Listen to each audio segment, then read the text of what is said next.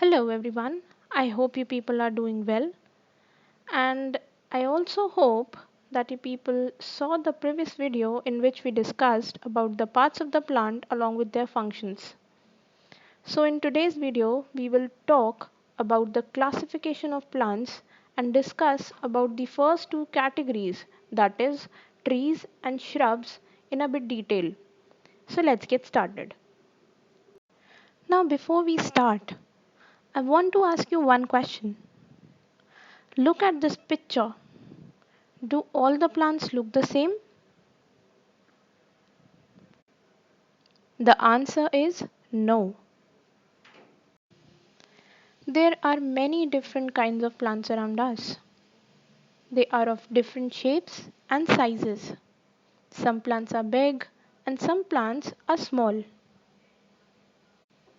Due to these differences in their shape and size, plants have been classified into different categories.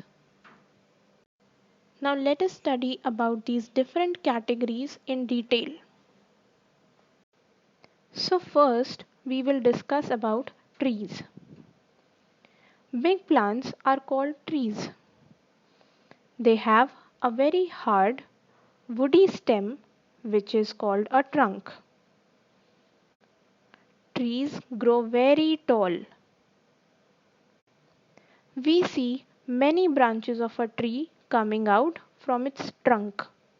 There are leaves, flowers, and fruits on the branches. Trees give shade to humans and animals. Also, it has roots that go deep into the soil in the search of water. Trees live for several years, sometimes even hundreds of years. Here you can see examples of trees like mango, coconut, neem, and peepal. Other examples may include trees like banyan, gulmohar, ashok, etc. Now our next category is shrubs. We often see many plants that have a woody stem but are not as strong and as big as trees.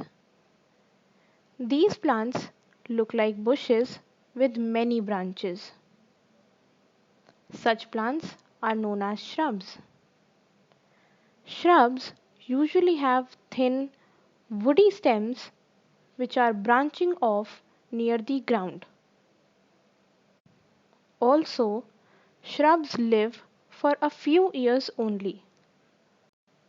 Some examples of shrubs include rose plant, cotton plant, bougainvillea, and China rose.